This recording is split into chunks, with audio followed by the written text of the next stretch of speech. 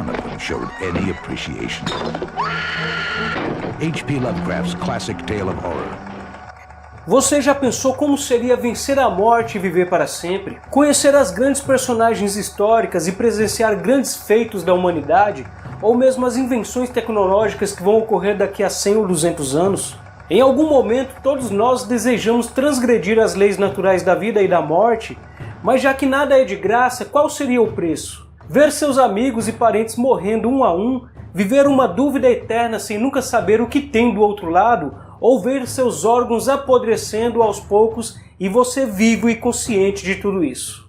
Será que a dor da eternidade nos consumiria antes da solidão? Olá, eu sou Douglas Fernandes e hoje vamos falar sobre um dos primeiros contos de H.P. Lovecraft que eu li e que mais gostei, Ar Frio. E se você gosta desse tipo de vídeo, já deixa o seu joinha e se inscreve no canal.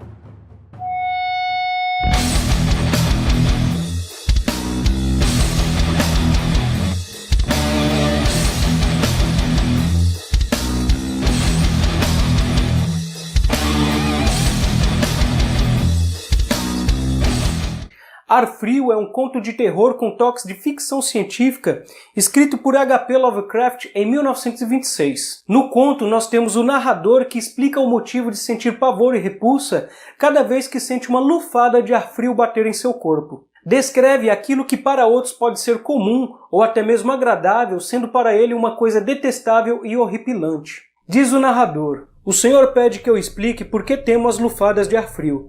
Porque estremeço mais do que outros ao entrar em um recinto frio e pareço sentir náuseas e repulsa quando o frio noturno sopra em meio ao calor dos dias amenos de outono. Há quem diga que respondo ao frio como outras reagem a um odor desagradável. E a comparação parece-me apropriada. O que me proponho a fazer é relatar a circunstância mais horrenda que jamais presenciei e deixar para o Senhor a decisão de aceitá-la ou não como justificativa para a minha excentricidade." Nos conta um fato bizarro que aconteceu com ele enquanto ficou hospedado em um quarto de pensão, onde passou um tempo para concluir aquilo que chamou de um trabalho editorial tedioso e mal remunerado em uma revista de Nova York. Relata que a pensão era rústica e ordinária, mas que combinava certa privacidade e preço acessível. Em sua terceira semana de estadia, aconteceu o primeiro incidente estranho. Um forte cheiro de amônia e pingos que gotejava pelo piso do andar de cima. Foi então que descobriu por intermédio da senhoria da hospedagem, uma senhora espanhola chamada Herrero, que acima do quarto em que ele estava morava um médico aposentado, o Sr. Munhoz, que foi muito famoso em sua profissão e que agora vivia totalmente recluso. Certo dia, após sofrer um mal súbito, o nosso narrador se vê obrigado a pedir a ajuda ao médico, que prontamente o ajudou com muita boa vontade. Depois que ele melhorou e recobrou as suas forças, percebeu que o quarto do médico era diferenciado, muito luxuoso, amplo e extremamente gelado. Foi aí que o Sr. Munhoz explicou seus motivos excêntricos. Disse que possuía uma doença muito grave e que o frio era necessário para tratar a sua doença. Por esse motivo, nunca saía de seu quarto, não poderia ficar sem a máquina que produzia aquele ambiente gélido. O narrador então começa a nutrir uma admiração e interesse pelos conhecimentos cultos do médico, além de ficar extremamente grato. Cria até certa amizade e um sentimento de retribuição. Aos poucos percebe que a condição de saúde do médico vai ficando cada vez mais debilitada e estranhamente obscura. Muitas coisas estranhas acontecem. Certa noite, a máquina que controlava a temperatura do quarto quebra e o médico entra em desespero. Pede ao narrador para trazer todo o gelo que conseguir comprar nos comércios locais, enquanto o dia não clareava e não achavam alguém para consertar a máquina. O narrador não conseguia encontrar gelo em quantidades tão grandes e decide pagar alguém para procurar mais gelo, enquanto ele procura nas lojas a peça para consertar a máquina ele próprio. Quando ele volta com o dia já clareando, percebe que todos na pensão estão chocados e do quarto do médico exala um forte cheiro de morte e podridão. Antes de continuar, eu já vou deixar aqui um alerta de spoiler, caso você não queira saber o final dessa história trágica. Já deixa o seu joinha, se inscreva e ative o sininho e pule para o final. O conto é curtinho e você acha facilmente na internet, só dá uma procuradinha rápida. Ao entrar no quarto do médico, algumas pegadas viscosas ligavam as passadas do banheiro, passando pelo corredor até a escrivaninha, onde uma poça de restos mortais pútridos e decompostos se acumulava, e junto a ela uma carta que dizia: "É aqui, não há mais gelo." O homem olhou e fugiu.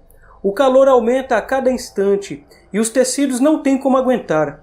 Imagino que o senhor sabia o que eu falei sobre a vontade e os nervos e o corpo preservado depois que os órgãos param de funcionar. A teoria era boa, mas na prática não tinha como durar para sempre. Houve uma deteriorização gradual que eu não havia previsto. O Dr. Torres sabia, mas o choque matou. Ele não suportou o que tinha de fazer. Precisou levar-me a um lugar estranho e escuro quando deu atenção à minha carta e me trouxe de volta. Mas os órgãos jamais voltaram a funcionar.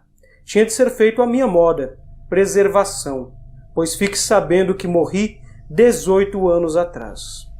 Sim, o médico estava morto fazia 18 anos. De certa forma, ele era um tipo de zumbi ou algo assim. Os contos de Lovecraft sempre têm uma pegada mística e cósmica. Certa vez o autor descreveu os 3 grandes interesses de sua vida: o amor ao estranho e ao fantástico, o amor à verdade abstrata e à lógica científica, e o amor à antiguidade e à permanência. E esse conto contém todos esses elementos.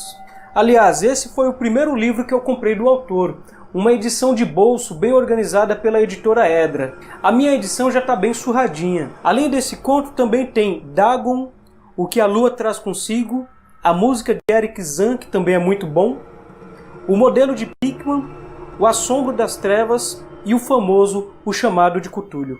Lovecraft está muito em alta ultimamente. Eu mesmo fiz um vídeo há 5 anos atrás prometendo que ia continuar uma playlist sobre o autor e acabei parando com o canal por motivo de tempo. No último mês, a série Lovecraft Country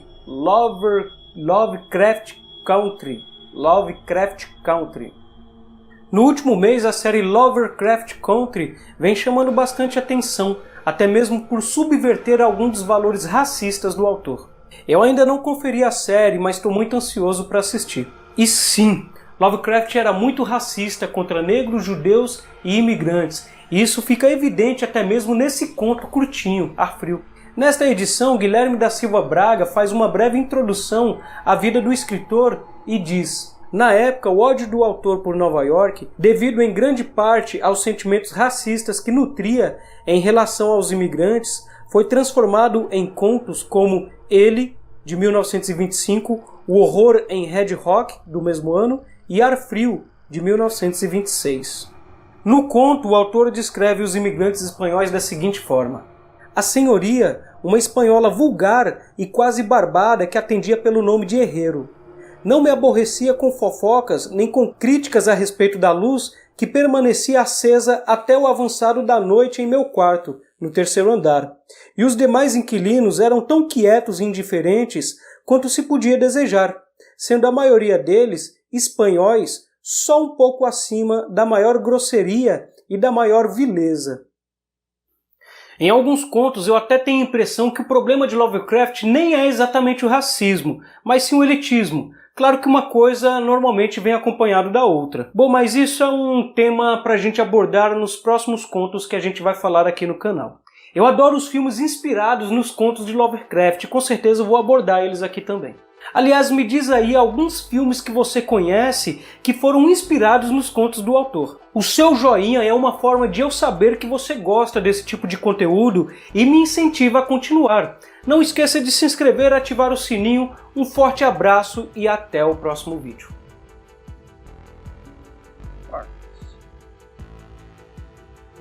I've never done whole cups.